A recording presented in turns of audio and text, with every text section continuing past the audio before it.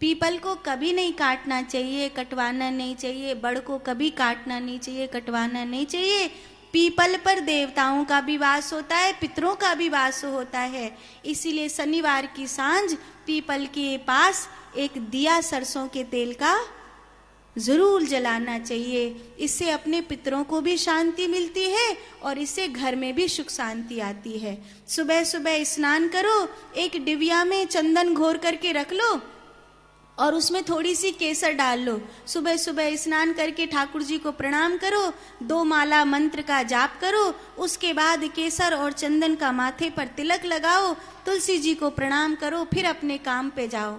सांझ को जब ठाकुर जी को प्रणाम करने आओ तो मुंह हाथ धो करके फिर तिलक लगाओ और तिलक लगाने के बाद ठाकुर जी के आगे दिया जलाओ, तुलसी जी के आगे दिया जलाओ। शनिवार का दिन है, अमावस्या का दिन है, तो पीपल के नीचे दिया जरूर जलाओ। महादेव पिप्पलेश्वर के रूप में विराजमान होते हैं। ये कथा मैं आपको सुनाती हूँ, बड़ी प्यारी कथा है। एक बार देवताओं को वृत्तासुर ने घेर लिया था। वृत्तासुर कैसे भी नहीं मरेगा, दधीचि ऋषि की हड्डियों का वज्र बनेगा तो उसे वृत्तासुर मरेगा। दधीचि ऋषि गृहस्थ महात्मा है और उनकी जो पत्नी है सुवर्चा, उनके गर्भ में 7 महीने का बालक है। किसी का 7 महीने का शिशु गर्भस्थ हो और जन्म लेने वाला हो, उससे कोई आकर हड्डियों का दान मांगे, वो कैसे दे सकता है? लेकिन दुनिया में बहुत से दानी हैं, दधीचि जैसा दानी कौन होगा? उन्होंने सुवर्चा से कहा, तुम अपने भाई के घर चली जाओ। सुवर्चा समझ गई कुछ बात है। अब सगुन हो रहे थे, सुवर्चा को बड़ा डर लग रहा था। स्वामी कुछ बात है, आप मुझको बता नहीं रहे हो। नहीं कुछ बात नहीं है, जाओ तुम अपने भाई के घर चली जाओ, मैंने तुम्हारे भाई को बुला लिया है। स्वामी आश्रम में देवता आए हैं?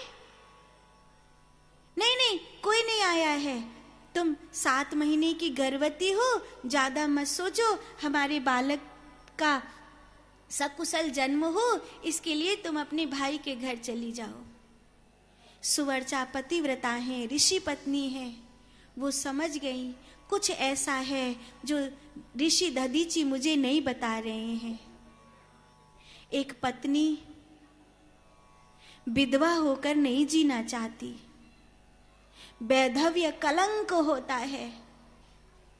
जब सुवर्चा माता के भाई उनको ले जाने के लिए आश्रम में आ गए और दधीचि ऋषि ने कहा, मेरी आज्ञा है, जाओ जाओ जाओ, और सुवर्चा की माथे की बिंदिया छूटने लगी, सुवर्चा का सिंदूर बहने लगा, उसके हाथ की चूड़ी टूट गई, तो सुवर्चा समझ गई कुछ बहुत गलत होने वाला है। सुवर्चा ने अपने भाई से कहा, मैं नहीं जाऊंगी, मैं मायके नहीं जाऊंगी, मैं यहीं रहूंगी। सुवर्चा के भाई ने कहा, क्या खेल करते हो, कभी बुलाते हो कभी जाने की मना करते हो, एक बार सोच ले दोबारा बुलाने नहीं आऊंगा।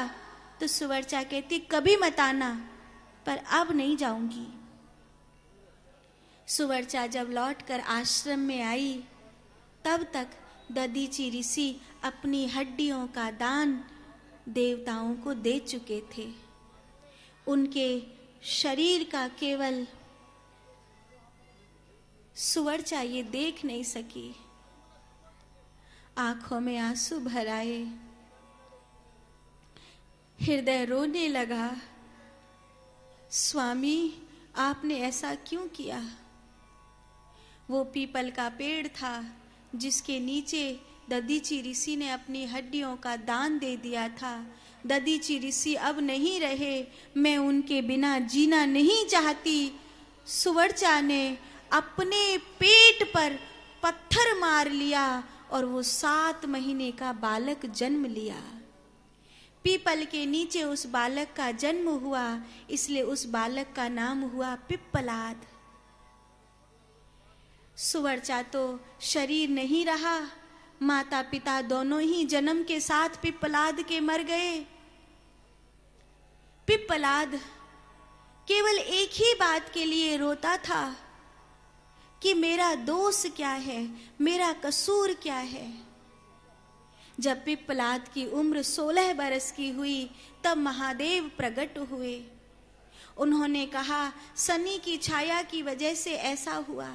तो पिप्पलाद ने कहा मैं वरदान मांगता हूं कि किसी भी बालक के ऊपर कोई ग्रह नक्षत्र का पहरा नहीं हो, केवल और केवल आपकी कृपा का पहरा हो। पिप्पलाद ने कहा मैं मेरे माता पिता, मेरे पिता ने मेरे जन्म से पहले शरीर छोड़ दिया, मेरी माँ ने मुझे त्याग दिया, एक पीड़ा है, एक दुख है। तब महादेव ने कहा मैं हमेशा तुम्हारे साथ था और हूँ। और महादेव ने पिप्पलाद को अपना स्वरूप बताया और महादेव पिप्पलेश्वर के रूप में उस पीपल के पेड़ के नीचे विराजमान हुए। बोलिए पिप्पलेश्वर महादेव की, पिप्पलेश्वर महादेव की। इसीलिए पीपल के पेड़ के नीचे शिवालय बनाना, पीपल के पेड़ के नीचे शिव मंदिर बनाना बहुत शुभ होता है।